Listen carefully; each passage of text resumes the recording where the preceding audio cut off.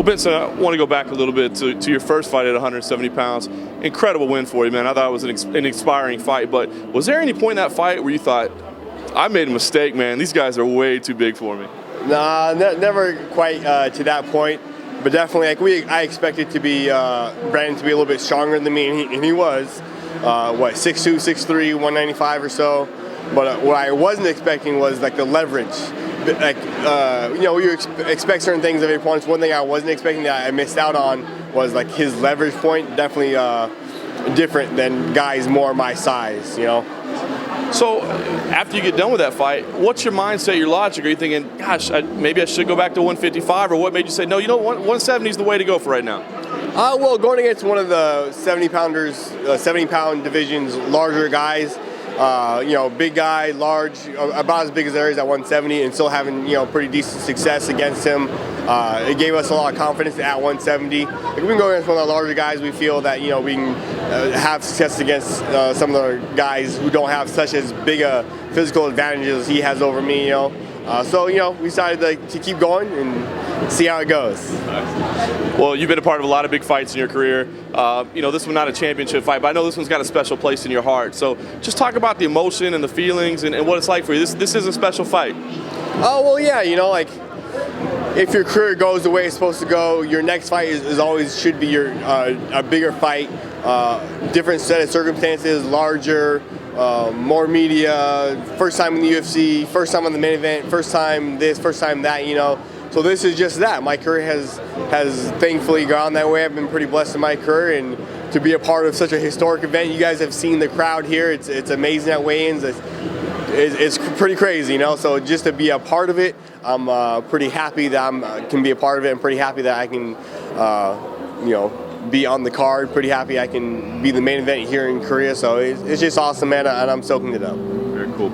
Talk about the thought process when the opponent changed. Was there any hesitation? Was there any discussion? Did you have to come to it, or was it just like, listen, I'm going to be on this card, so I'm fighting whoever? Pretty much for me, it's whoever, whenever. Doesn't matter, So Darryl Alves, awesome, sounds good. He got hurt. I feel bad for him. I know you don't wish the injury upon anybody. Jorge Masvidal, facing him off instead. Sure, no problem. Sounds good. Let's do it. Break them down. What do you see? And you mentioned fighting one of the biggest guys in the division. Here's a guy that used to be a lightweight. So do you like that matchup a little bit? I mean, what do you think about him as an opponent? Well, him as an opponent, he's tough as heck. First of all, for sure, he's tough as heck. We were supposed to face off once before in Virginia, Fairfax, Virginia. It didn't work out. But I know how tough he is. I watched him. I'm getting ready for him. I'm a fan of MMA, so just as a fan of MMA, I'm a fan of his, watching him and whatnot. For us, we thought Darryl Alves was great at 170 because he's a big name guy. Fought for the UFC belt before. Had just lost to Carlos Condit in a title eliminator fight. So we know he's a big name, and physically wise, he wasn't too much larger than me at 170.